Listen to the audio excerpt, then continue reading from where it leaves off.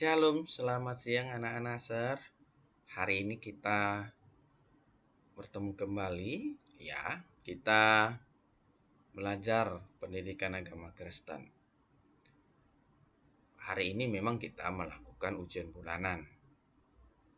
Tetapi selesai kita ujian bulanan, materi pembelajaran kita tetap berjalan. Anak-anak ser, hari ini materi yang kita bahas adalah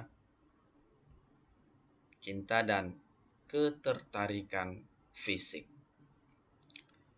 Nah, kita akan belajar ciri-ciri orang yang jatuh cinta itu seperti apa. Apakah seseorang itu benar-benar jatuh cinta atau itu hanya sebatas ketertarikan fisik saja. Nah, memang anak-anak sadar seseorang yang sedang jatuh cinta itu ya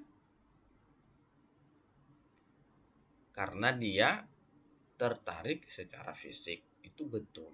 Tetapi orang yang benar-benar jatuh cinta, nah, ya itu dilandasi oleh rasa peduli, ya, pertemanan, ya, persahabatan, ya, menjaga orang yang dia cintai itu tidak dia lukai, dihargainya, dihormatinya, ya. Sebagaimana yang diungkapkan oleh Andri Priyatna. Ada beberapa perbedaan antara cinta dengan ketertarikan fisik. Meskipun ketertarikan fisik menjadi salah satu penyebab orang jatuh cinta, namun cinta jauh lebih dalam dari itu. Cinta tumbuh berlandaskan rasa peduli, pertemanan, persahabatan, kenyamanan, ya, komitmen serta penghargaan terhadap martabat dan kehormatan diri seseorang. Ketika kamu bertemu dengan seseorang, bergaul dengannya, dan kamu merasa telah menemukan seorang teman sejati yang dapat dipercaya, yang saling menghargai, ditambah ya karena ada ketertarikan fisik, mungkin kamu telah jatuh cinta. Ini pendapat dari Andri Priyatna. Nah, kita perlu tahu nih, apakah benar-benar kamu itu sedang jatuh cinta atau hanya tertarik secara fisik. Ya. Yang pertama karena ketertarikan fisik. Nah, di sini seseorang yang mana dia memimpikan orang yang dia sukai tiba-tiba ada di hadapannya. Ya, hatinya pasti senang, berbunga-bunga sekali begitu. Nah, dia berusaha untuk mencari perhatian. Dia akan mencari cara bagaimana orang yang dia suka itu dapat melihat dia, dapat memberikan perhatian kepadanya. Nah, masa-masa ini seseorang ingin menembak gitu. Itulah istilahnya. Ingin menyatakan apa yang ada di hatinya kepada orang yang dia sukai. Nah, tapi di sini kita perlu lihat bahwasanya hasrat itu hanya sebatas ketertarikan fisik saja. Yang kedua, obsesi. Di sini terbakar namanya gairah. Yang sebenarnya ini perlu pengendalian diri. Nah, anak-anak ser, banyak lagu-lagu cinta yang memang membakar gairah itu. Ya, keinginan untuk memiliki seseorang yang Kalau kita perhatikan, ya, bila tidak dapat terkontrol, ya, inilah yang bisa salah. Yang ketiga, hubungan cinta yang cepat setelah patah hati. Ya, supaya dibilang, ya, dapat kembali lagi, ya, dia bisa dibilang masih ada lagi orang yang suka sama dia, kan gitu kan. Jadi di sini perasaan di sini ini hanyalah sebatas ketertarikan fisik. Jadi hubungan cinta yang cepat setelah patah hati ini menunjukkan bahwasannya dia dapat menggenting seseorang. Nah, ini bukan namanya cinta.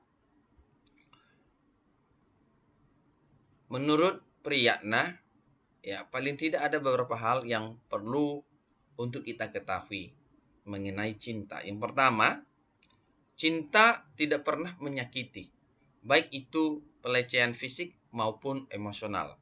Yang kedua, cinta tidak pernah menipu. Contohnya, memperalat pacar dengan mengatakan, kalau kamu cinta saya, kamu harus mau melakukan hubungan seksual atau kamu akan memenuhi permintaan saya. Tiga, cinta harus dilandasi oleh perasaan peduli pada dia yang dicintai. Dan ekspresi cinta itu bisa bermacam-macam. Antara lain pertemanan, persahabatan, romantisme, menghormati batas-batas moral, dan etika, dan lain-lain. Keempat, jika orang yang dicintai meminta kamu melakukan sesuatu sebagai bukti cinta, maka dia tidak mencintai kamu. Apalagi jika bukti cinta itu adalah hubungan seks dan sentuhan fisik. 5. Ukuran cinta adalah komitmen dan kepercayaan, bukan sekedar ketertarikan fisik. 6. Seks bukan cinta, dan cinta bukanlah seks. Karena itu, seks tidak boleh dijadikan sebagai prasyarat cinta. Pada orang yang telah menikah, seks dapat menjadi bagian dari romantisme cinta. Tapi hal itu tidak boleh dilakukan oleh mereka yang berpacaran. Jika dilakukan, maka hal itu merupakan pelanggaran terhadap ajaran agama dan moral dalam masyarakat. Dan yang terakhir, cinta harus menjadikan seseorang merasa bahagia, aman, dan dihargai, bukan sebaliknya. Orang yang berpacaran itu, ya, inginnya berdua saja berjalan. Karena ada perasaan nyaman. Kalau dia bertiga, berempat, disinilah orang yang berpacaran merasa tidak nyaman. Nah, tapi kita perlu ketahui, anak-anak saya, ya, jangan berlama-lama berdua-duaan di tempat yang sepi. Ya, kita nggak tahu, ya, pekerjaan iblis bisa saja mempengaruhi pikiran kita. Nah, jadi anak-anak ser, inilah pembelajaran kita. Ya. Ingat kebenaran firman Tuhan. Roma pasal 12 ayat 1 sampai 3. Dan juga 1 Korintus pasal yang ke-13 ayat yang keempat dan yang ke-7. Nah, anak-anak ser, renungkanlah kebenaran firman Tuhan itu, agar kamu dapat menjaga kekudusan tubuhmu, kesucian dirimu. Anak-anak ser, kita telah selesai belajar. Mari kita bersatu di dalam doa. Tuhan Yesus, Engkau yang telah menumbuhkan benih-benih cinta di dalam hati seseorang, sehingga orang tersebut dapat jatuh cinta dan menyatakan cintanya kepada orang yang dia sukai. Kami telah belajar, ya Tuhan, tentang ciri-ciri orang yang jatuh cinta. Tuhan, ajarlah kami selalu untuk dapat menghargai orang yang kami sayangi, orang yang kami cintai. Tuhan, cinta itu bukan hanya sekedar ketertarikan fisik, tetapi lebih dalam dari itu.